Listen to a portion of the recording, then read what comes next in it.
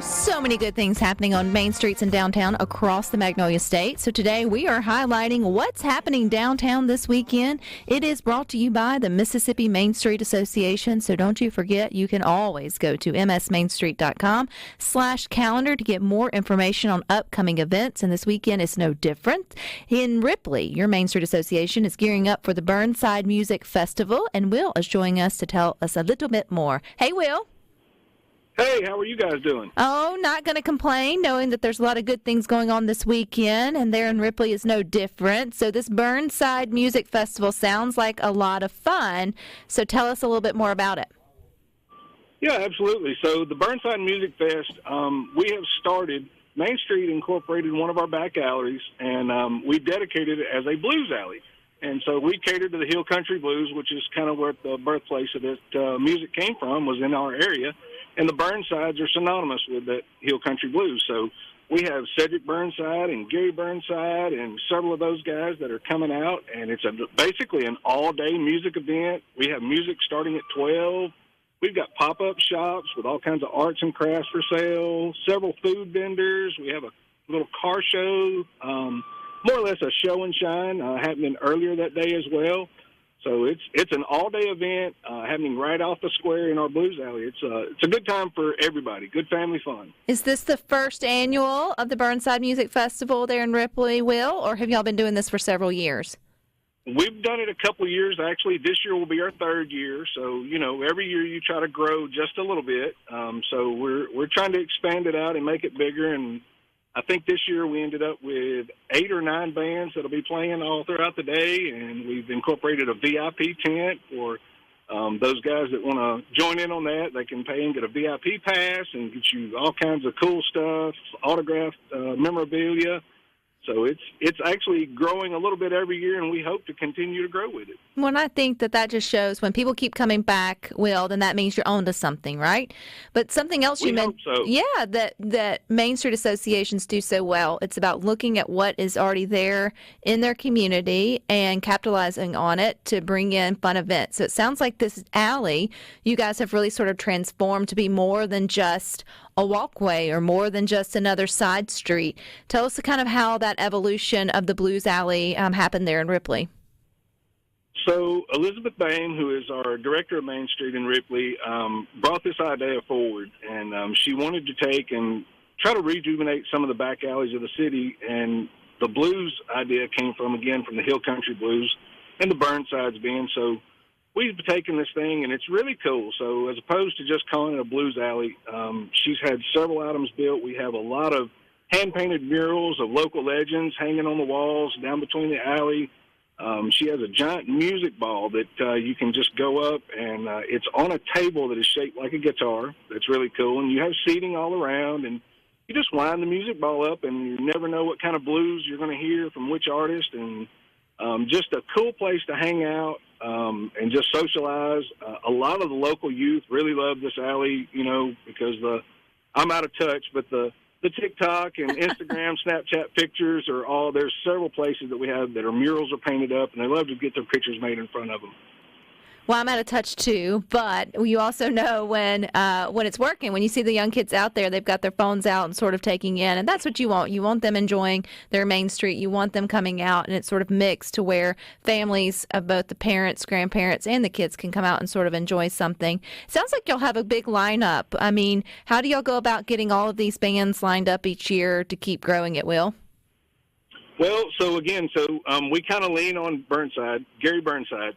He does a phenomenal job of reaching out to a lot of his friends in the music industry, getting those guys to, not to say drop what they're doing, but to commit to sign to come play for us. And a lot of the talent that we have playing this year, we're really big on supporting our local talent, and we've got several really good musicians locally right in Ripley. And so we reached out to those guys, and they were all for it. So it's really been easy on us, believe it or not, as far as the musical guests go with the local talent. And again, can't thank Gary enough for reaching out and, touching base with his musician friends to pressure those guys a little bit, so to speak, and come play for us. So do we need tickets in advance, Will? Do we need to come and rush with our lawn chairs?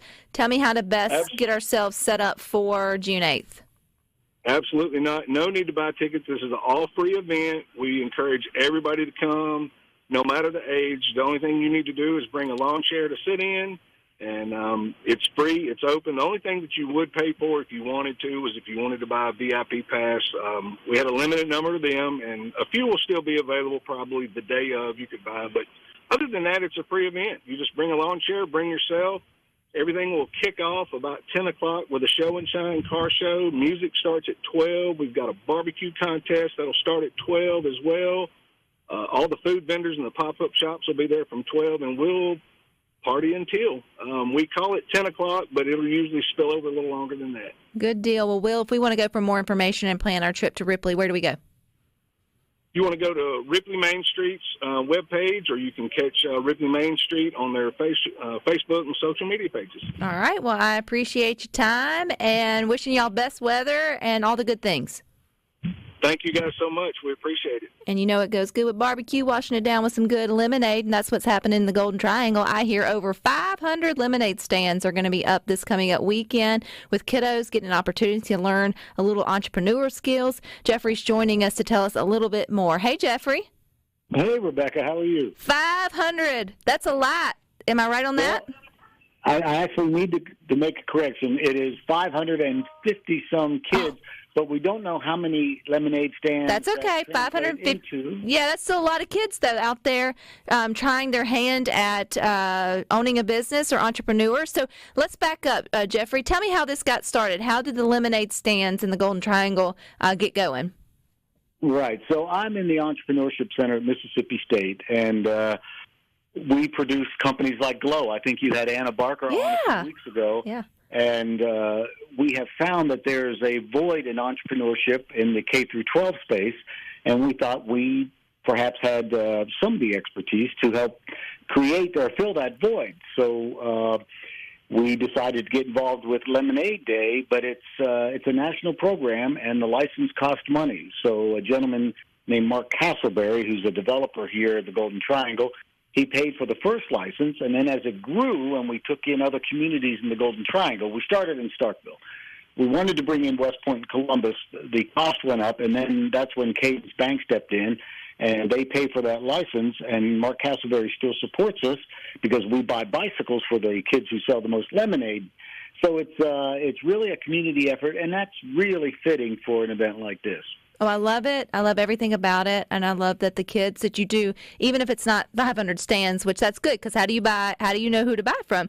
But that you still have over 500 students or kids there in the Golden Triangle that is thinking about putting it together, a small business, working as a team, recognizing they're going to have to buy things and then turn around and sell things and what a profit, all the things that go into that. And then just having the fun of, having the ownership over it. Is this the first year, Jeffrey, you guys are doing, you didn't mean it's the first year. Is this the first year it's this big? This is the biggest year. As with many events and festivals, the first year you spend most of your time trying to explain what it is. And again, we started just in Starkville, and now it has taken on a life of its own. So as soon as we announce the date, we have a Facebook page, and Lemonade Day National has a wonderful website. You just see the participation. It's organic, and it's just you see every day more kids signing up. And the nice thing about Lemonade Day corporate is that their website maps every single stand. So we know where every kid is, we know their hours, we know what they're selling, and we take students from the Entrepreneurship Center at Mississippi State, and we make sure that every child gets some business. Oh, I love that. Do they get to set their own prices? Yes, and so that's part of the process. They have to do all of the planning. Now, there are assets on the Lemonade Day website that the students can use. There are workbooks that we've actually used in the schools leading up to Lemonade Day. And then the Entrepreneurship Center at State this year produced 6 animated videos on financial literacy, and it's centered around building a lemonade stand. And we sent those to all the Boys and Girls Clubs and to all the community centers and put it on our Facebook page. So there's help out there for moms and dads who might be a little intimidated by the whole process. So this is happening Saturday, this Saturday? This Saturday, yes. What's the time frame if we're in the Golden Triangle to get out and get our lemonade and support these kids? Well, the kids decide that, but I'm guessing we'll see them from 8 until probably close to dark. Some of these kids are real go-getters, and they will be They want them bikes. They want the bikes, Jeffrey. Well, Jeffrey, you have to let us know who wins. We would love to add them an interview here on Good Things to share about their winnings.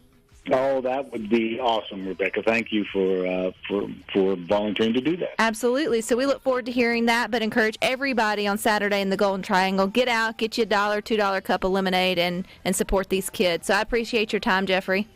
Absolutely. Thank you very much, Rebecca. All righty, and don't forget, you can always go to msmainstreet.com/calendar to find the events in your area each weekend. But stick with us. We got more for you coming up next.